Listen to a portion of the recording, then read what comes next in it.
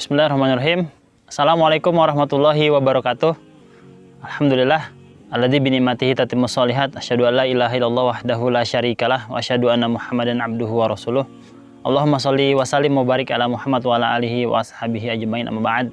Alhamdulillah teman-teman yang dirahmati Allah Subhanahu wa taala, kembali lagi bersama saya Abu Urwah. Baik, pada kesempatan kali ini saya akan menyampaikan kisah tentang orang mulia yang pernah hidup di bumi ini, yaitu tentang kisahnya Nabi Muhammad SAW. Maka saksikan terus channel ini, jangan berpindah ke channel yang lain. Baik, alhamdulillah kisah ini dimulai ketika terjadinya renovasi Ka'bah. Teman-teman tahu Ka'bah? Ka'bah adalah kiblatnya umat Islam. Kita kalau sholat menghadap ke arah kiblat, maka itulah Ka'bah, kita menuju ke sana. Nah, suatu hari Ka'bah ini direnovasi, dan ketika Ka'bah ini sedang dilaksanakan renovasinya, dan alhamdulillah dalam beberapa waktu Ka'bah ini sudah selesai diperbaiki, maka tinggallah satu bagian yang akan dipindahkan dan akan dipasang di bagian Ka'bah. Apa bagian itu? Kalau teman-teman pernah mendengar, ada sebuah batu yang warna hitam. Kalau teman-teman pernah melihat Ka'bah itu, namanya adalah Hajar Aswad. Hajar Aswad. Nah, orang-orang Quraisy di Mekah ketika itu mereka mengalami satu permasalahan dalam merenovasi Ka'bah.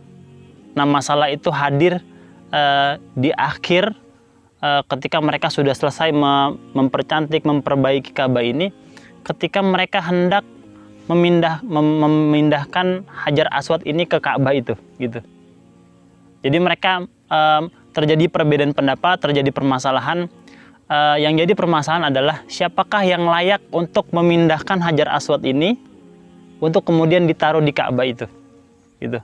Nah, maka kemudian orang-orang Quraisy dengan masing-masing sukunya, ada Bani Adi, ada Bani Makhzum, dan suku-suku yang lain, ternyata mereka merasa mereka lah yang sama-sama pantas, yang paling pantas untuk meletakkan Hajar Aswad itu. Suku yang satu merasa mereka lebih pantas, yang satu lagi merasa lebih pantas. Maka terjadi satu pertikaian di antara suku-suku yang ada di Mekah itu, bahkan hampir-hampir mereka saling bunuh dan menumpahkan darah. Jadi teman-teman bayangkan, orang-orang jahiliyah itu hanya karena persoalan sederhana saja mereka bisa bermusuhan, berselisih, sampai mereka rela untuk saling membunuh, begitu. Mereka sudah berselisih cukup lama untuk menentukan siapa yang berhak memindahkan Hajar Aswad ini. Maka kemudian mereka akhirnya mulai bisa bermusyawarah untuk menentukan kira-kira siapa ya yang layak, dan mereka ridho untuk menaruh Hajar Aswad ini di dinding Ka'bah. Maka terjadilah satu diskusi, dan mereka kemudian menyampaikan bagaimana kalau yang berhak untuk meletakkan Hajar Aswad ini adalah orang yang pertama nanti masuk ke dalam masjid ini. Bagaimana? Ternyata mereka menyetujui usulan ini. Jadi nanti orang yang berhak memindahkan Hajar Aswad ini adalah orang yang pertama kali masuk ke masjid. Begitu.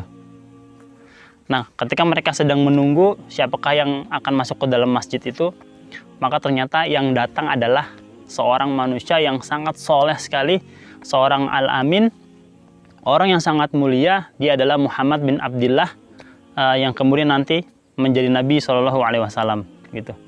Maka ketika Muhammad itu hadir, masuk ke dalam masjid, maka orang-orang Quraisy itu, orang-orang jahiliyah itu, kemudian mereka tiba-tiba bersepakat mengatakan, kalau orang ini yang menaruh batu ini di Ka'bah, maka kami ini ridho, kami ini ikhlas, ya, kami rela orang inilah yang kemudian menaruh Hajar Aswad ini di Ka'bah, karena dia ini Al-Amin, dia ini adalah orang yang akhlaknya paling mulia, yang tidak pernah berbohong, bahkan kami pun menitipkan barang-barang kami kepada orang ini.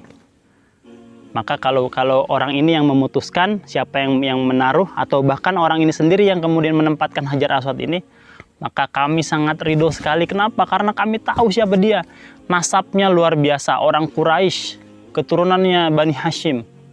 Kemudian memiliki kepribadian yang sangat agung, akhlaknya luar biasa. Dan teman-teman yang dirahmati Allah, akhlak inilah kemudian yang menjadi penyelesaian permasalahan yang terjadi di antara mereka. Jadi bayangkan teman-teman, orang itu mau saling bunuh, mau saling bertikai, selesainya hanya dengan akhlak mulia. Jadi dengan akhlaknya Nabi, permasalahan selesai. Maka kemudian Nabi diminta oleh mereka untuk memutuskan bagaimana nih supaya kita tidak bertengkar, siapa yang berhak menempatkan Hajar Aswad ini di Ka'bah. Maka Nabi kita dengan kecerdasan akalnya, dengan keluhuran jiwanya, dia kemudian mengatakan, kalau begitu tolong ambilkan kain. Nah, diambilkan kain. Mereka mengambilkan kain, lalu kemudian kain itu diletakkan di bawah. Lalu kemudian Nabi kita itu yang mengangkat Hajar Aswad itu ditaruh di tengah-tengah kain.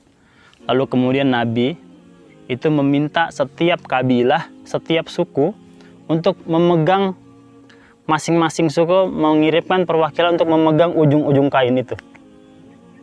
Ini orang tadinya akan saling bunuh, akan saling bertengkar. Tapi Nabi kemudian mengatakan, kalian masing-masing memegang ujung kain itu, lalu kita bareng-bareng kita pindahkan Hajar Aswad ini ke dekat Ka'bah. Masya Allah, jadi mereka semua memegang ujung kain lalu kemudian dipindahkan. Nah, ketika Hajar Aswad ini sudah dekat di Ka'bah, maka kemudian Nabi lah yang kemudian mengambil, kemudian Nabi yang menempelkan. Masya Allah teman-teman yang dirahmati Allah, kita melihat ada nilai besar dari yang namanya akhlak baik. Ya. Jadi keluhuran kepribadian seorang, akhlak yang luar biasa. Bahkan Nabi adalah orang yang sangat dipercaya oleh masyarakat Quraisy. Bayangkan para petinggi-petinggi Quraisy itu bersedia dan rela untuk menyerahkan urusan besar ini kepada seorang Muhammad yang waktu itu masih berusia sekitar 30 tahun untuk meminta beliau menyelesaikan permasalahan yang terjadi di antara mereka. Ini menandakan bahwa akhlak ini jadi satu nilai yang sangat tinggi sekali buat kita semua, karena akhlak inilah yang nanti bisa menyelesaikan berbagai persoalan kita dalam kehidupan kita sehari-hari. Begitu teman-teman semua yang dirahmati Allah, kisah yang bisa Abu Hurairah sampaikan. Masya Allah, nikmat sekali bisa berbagi di channel ini yang berisi banyak sekali kisah yang bisa kita teladani. Mudah-mudahan bisa bermanfaat buat kita semua. Berkisah itu merupakan hal yang memang diajarkan oleh Nabi kita. Bahkan Nabi mengatakan, bahkan seorang cucu Nabi mengatakan, saya ini diajari magozi oleh Nabi sebagaimana kami diajari ayat-ayat dalam Al-Quran. Jadi Hasan bin Ali mengatakan, kami ini diajari kisah oleh Nabi sebagaimana kami diajari ayat-ayat dalam Al-Quran. Jadi kisah itu setara dengan belajar Quran, Masya Allah. Itu mungkin dari Abu Hurairah yang bisa Abu Hurairah sampaikan. Kurang lebihnya mohon maaf. Insya Allah kita akan bertemu di kesempatan selanjutnya. Kita tutup dengan kafaratul majlis. Subhanakallahumma bihamdik, asyhadu an la ilaha illa anta, astaghfiruka wa atubu ilaik. Wassalamualaikum warahmatullahi wabarakatuh.